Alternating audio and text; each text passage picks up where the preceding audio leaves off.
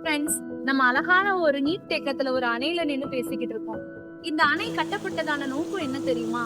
தண்ணீர் எல்லாம் சேகரித்து வைத்து, அதாவது பல நீர்நிலைகள்ல இருக்க தண்ணீரை ஒண்ணா சேர்த்து வைத்து, தேவையான இடங்களுக்கு, சில நீர்ப்பாசனங்களுக்கு, விவசாயங்களுக்கு, பல தேவைகளுக்கு இத பயன்படுத்ததாங்க இத சேகரித்து வைக்கிறாங்க.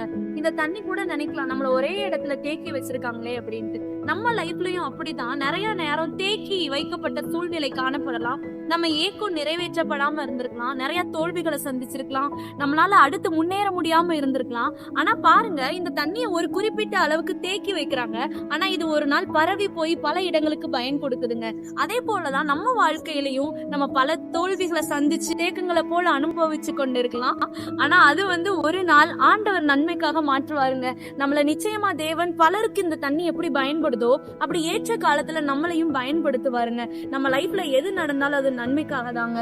வேதம் சொல்லுது, நிச்சயமாகவே முடிவு உண்டு, உன் நம்பிக்கை வீண் போகாது என்று. அதனால பயப்படாம இருங்க. கர்த்தர் நிச்சயமாய் நம்ம வாழ்க்கையை தேங்கின நிலையில இல்லைங்க, பரவி போகிற ஆராய் மாற்றிடுவாருங்க. God bless you.